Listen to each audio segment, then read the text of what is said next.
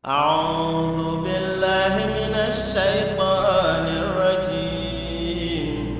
بسم الله الرحمن الرحيم.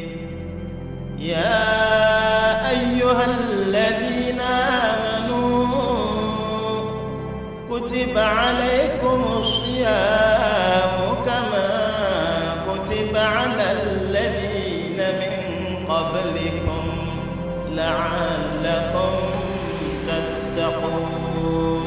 Bismillahirrahmanirrahim. Le prophète sallallahu alayhi wa sallam nous dit dans un hadith authentique rapporté par les deux imams: Man qama Ramadana imanan wa ihtisaba ghufira lahu ma taqaddama min dhanbi. Quiconque se lève pendant les nuits de Ramadan avec foi et espérance, en évoquant Allah, en priant Dieu, tous ses péchés antérieurs lui seront pardonnés. Alors, le serviteur doit savoir que le mois de Ramadan est pour lui une occasion, une chance que son Seigneur, par amour, lui offre. Et ce cadeau, il doit pouvoir le saisir. Lorsqu'on mentionne l'être humain, c'est un temps. L'être humain, c'est un assemblage de temps. Notre passage sur terre n'est que pour un temps. Alors, le temps de l'être humain est précieux. Dans ce temps précieux, Allah subhanahu wa ta'ala dégage encore des instants pour pouvoir permettre à son serviteur de se lier à lui. Ces instants sont des moments plus précieux que les autres instants ordinaires. À travers ces instants, le Seigneur ouvre la porte à son serviteur de pouvoir entrer dans son royaume, de pouvoir s'y asseoir et de pouvoir poser ses soucis. C'est comme si on demandait une audience au premier et au plus puissant, qu'il offre cette audience. Alors on profite pour poser tous ces problèmes. En effet,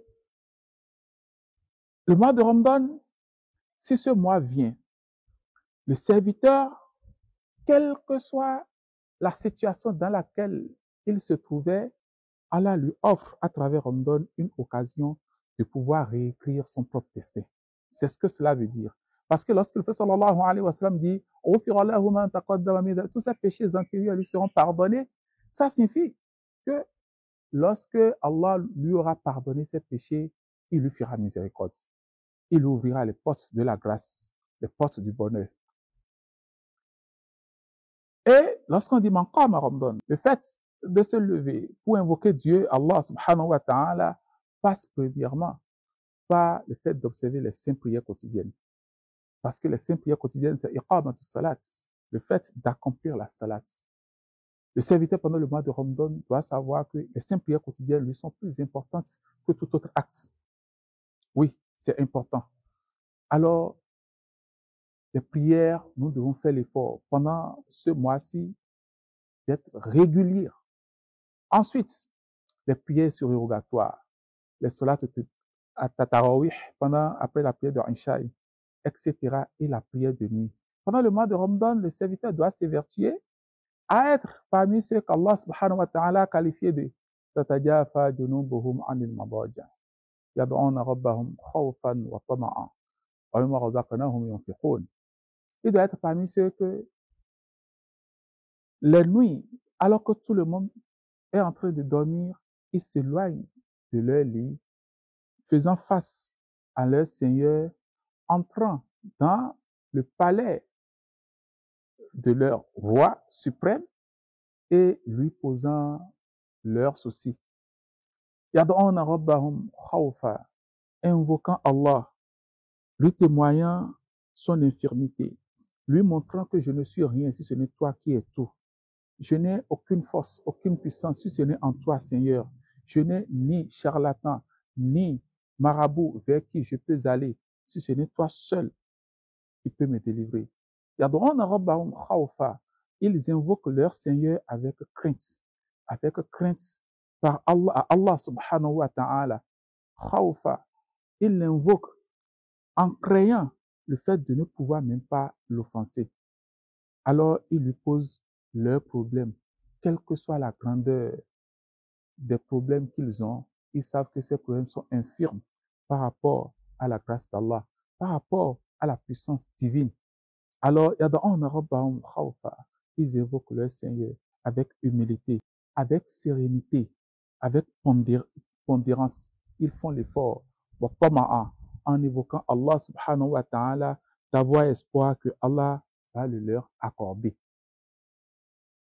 Lorsqu'ils le font, le Prophète sallallahu alayhi wa sallam dit, s'ils le font régulièrement comme cela, pendant les nuits du mois de Ramadan, ou du mieux qu'ils le peuvent, mais avec foi et espérance, imanan, avec la ferveur, avec l'ardeur, wa ihtisaban, avec tout l'espoir en plaçant en Allah subhanahu wa ta'ala, sachant que il n'y a aucune force vers qui ils peuvent aller solliciter une aide, une assistance, si ce n'est en lui. Du fait que chaque jour déjà, il l'implore en disant Iyyaka na'budu, c'est toi seul que nous adorons, wa iyyaka nasta'in, et c'est de toi dont nous implorons le secours.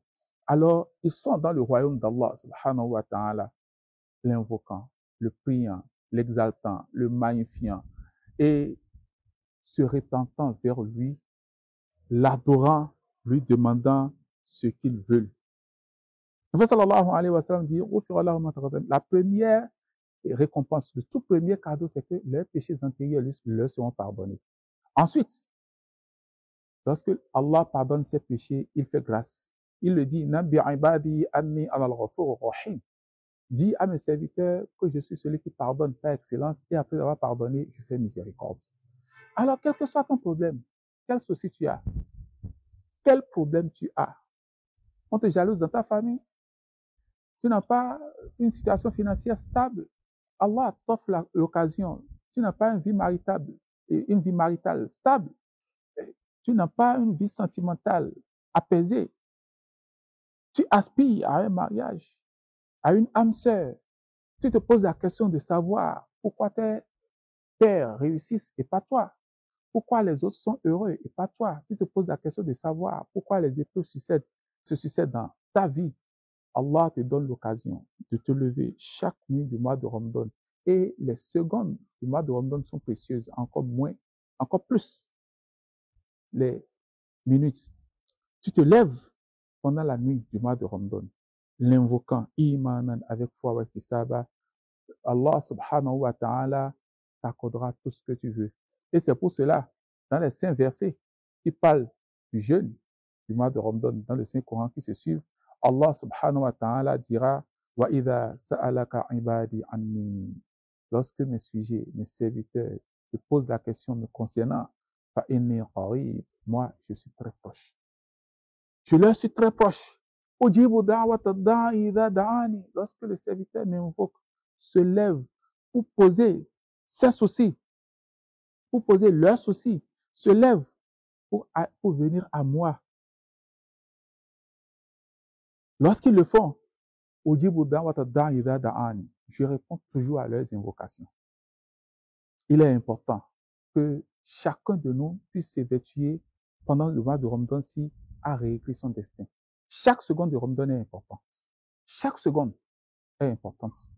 Il ne faut pas la laisser passer. Ne soyons pas dans l'insouciance. Non, ne dormons pas toute la nuit. Celui qui a un combat à mener ne dort pas toute la nuit.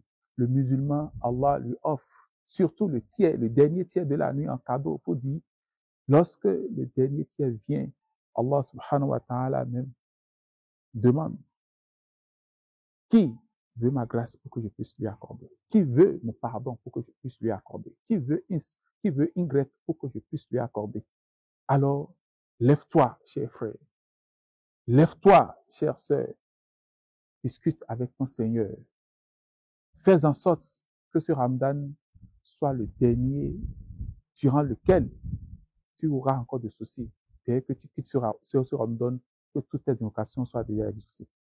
Nous prions Allah subhanahu wa ta'ala de nous enseigner comment vivre afin qu'il puisse accepter nos invocations. Parce qu'il le dit, nous-mêmes, nous avons des conditions à remplir. C'est de répondre à l'appel d'Allah. Il nous demande de faire régulièrement la salat, faisons.